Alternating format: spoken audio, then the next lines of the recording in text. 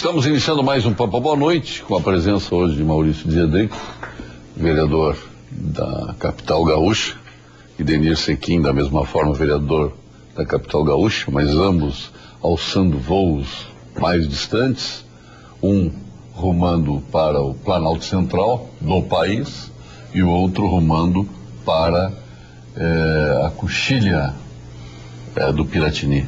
Para o centro da capital? Para o centro da capital. E Roberto Bandeira Pereira, que já falou aqui, nosso procurador de justiça. Fiquei impressionado que tu gostasse da passagem do Serra aqui pelo Rio do Sul. Teve um painel que eu acompanhei que foi muito interessante. Painel da RBS, mas tu tá trazendo uma outra situação que eu não presenciei, diz que foi lastimável.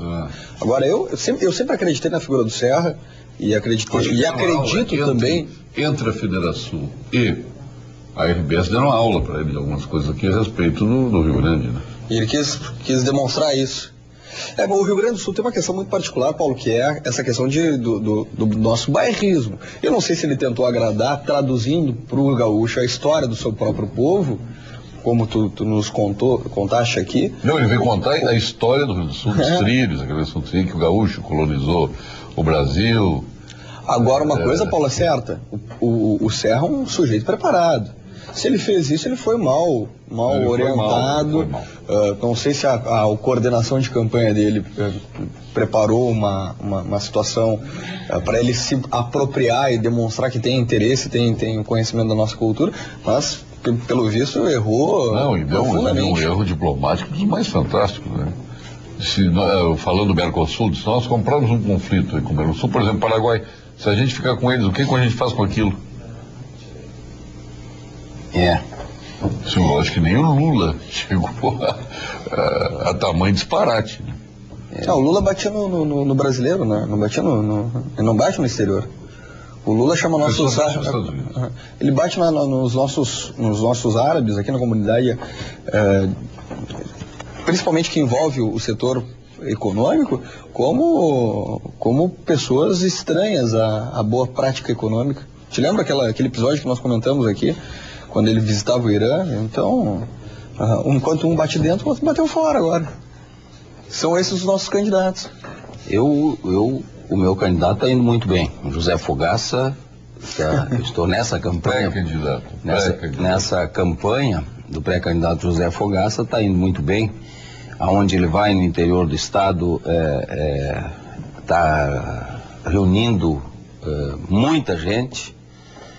Está caminhando com o vice-prefeito, o deputado Pompeu de Matos. Pompeu de bota, bombacha, espora. Mas ele representa a população que ele... Representa o Rio Grande? Ele representa um segmento muito forte e que tem que respeitar o tradicionalismo gaúcho. Nós temos que respeitar. Eu acho que essa dobradinha, esse pré-candidato a governador e pré-candidato a vice-governador... Um deputado que ia de chinela para a Câmara Federal, que era nosso, o Aloysio Paraguaçu. Ele fazia um estilo. Mas a dobradinha Fogaça-Pompeu está fazendo um novo acontecimento no Rio Grande do Sul. Da ida espontânea das pessoas ao encontro deles, está bonito de se ver. Segurança e pontualidade para levar você e todos nós a qualquer lugar. 33869090, personal Juliá. Doutor Roberto Bandeira Pereira acompanhou a estrada do Serra? Eu acompanhei parte da manifestação dele na RBS, eu não tenho conhecimento da Federação. Na questão da RBS eu achei bem postado.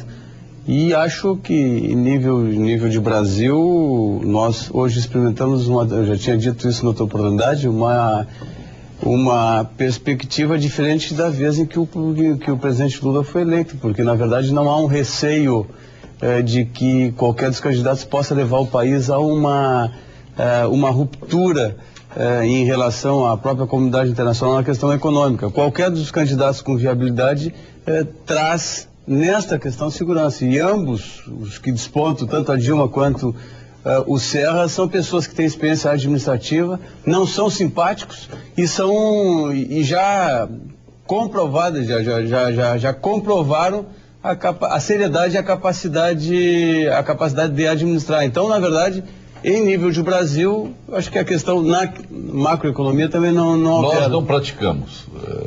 O nosso procurador, ex-procurador-geral de Justiça, e eu não praticamos política partidária. Sim. Política partidária. Claro, por isso eu tenho a minha opção, mas por isso a minha manifestação... Agora, eu quero saber dos dois futuros deputados aqui, hoje vereadores, quando o José Serra afirmou: não tem político que me indique quem quer que seja para cargos nas autarquias, nas empresas de economia mista ou mesmo nas estatais. Não aceito indicação. Outro dia um senador me procurou para me indicar uma pessoa para um cargo em São Paulo e disse: não me mostra o nome, se eu estiver pensando nele eu já tiro ele fora. Como é que você se sente com isso? Bom, eu acho que ele jogou para a plateia, porque eu duvido. Mas não tem como não fazer. Eu duvido que no governo de São Paulo não tenha indicação, e deve ter, porque tem muitas indicações corretas. Políticos que se dão muito bem porque eles têm a sensibilidade de ouvir. Agora, não pode misturar o político que vai para dentro de uma estatal, por exemplo, para organizar a sua vida econômica. Tem que ter alguém que se preocupe com o Brasil, com o seu estado, com o cargo que ele é eleito ou indicado. Quem é indicado, eu concordo que tem que ter, esse sim tem que ter um critério.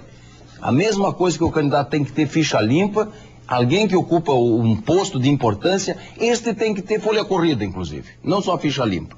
Mas tem que ser mais exigente do que essa ficha limpa, porque ele está sendo nomeado sem o voto. É isso que ele disse. Sem o voto. Então, o que ele disse que não aceita. Paulo, isso é uma demonstração, concordo que foi para o público que está, para a audiência dele ali. Porque não tem governo. A metade no político.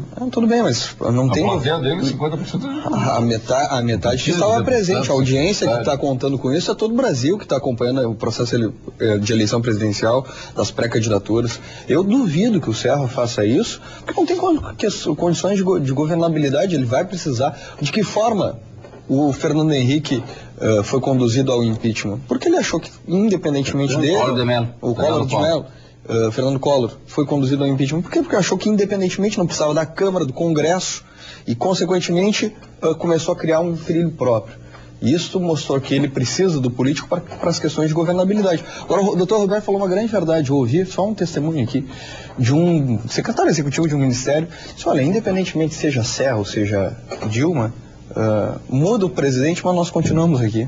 Isso é uma demonstração fidedigna de que os partidos de maturidade, e que isto é um processo que há de ser candidatos. Dos candidatos e do governo, da questão da corporação, porque não dá para permitir que no Brasil a gente tenha esses altos e baixos e esse susto econômico que nós vivemos em função do crescimento que nós aproveitamos. Eu concordo com o Maurício e com o Sequim no que diz respeito à manifestação do candidato. Eu acho que jogou para a torcida, na medida em que não há nada de mal na indicação política se ela vier acompanhada pela competência da pessoa que vai exercer o cargo. Ninguém governa deslegitimado, e a legitimação ela é construída através do consenso. E é evidente que os partidos, dentro dessa construção, eles querem ocupar espaço, e isto não é imoral na medida em que esses espaços sejam utilizados de forma correta, de forma proba. E dentro desse contexto não há problema nenhum na indicação de determinados segmentos, desde que essa indicação seja clara, transparente, e que a pessoa que vai exercer esse cargo venha acompanhada da capacidade e competência para o exercício da função. Não vejo nenhum problema. Isso é da política, da construção de consenso. Agora, por que vai indicar que o presidente da CGTE, por exemplo, aqui no Rio Grande do Sul, ele conhece alguém aqui no Rio Grande do Sul? Isso funciona como na empresa, que tu é vice-presidente da empresa. A questão é o seguinte: dentro da empresa existe uma exigência de competência. Agora, como é que a governadora escolhe, por exemplo, o quinto constitucional? Como é que ele vai escolher em São Paulo? Evidente que ouvindo os seus chegados. As indicações. Eu não aceito indicação, se vem as indicações, é obrigatório, por lei. Mas é evidente. Até mesmo porque a contradição já está.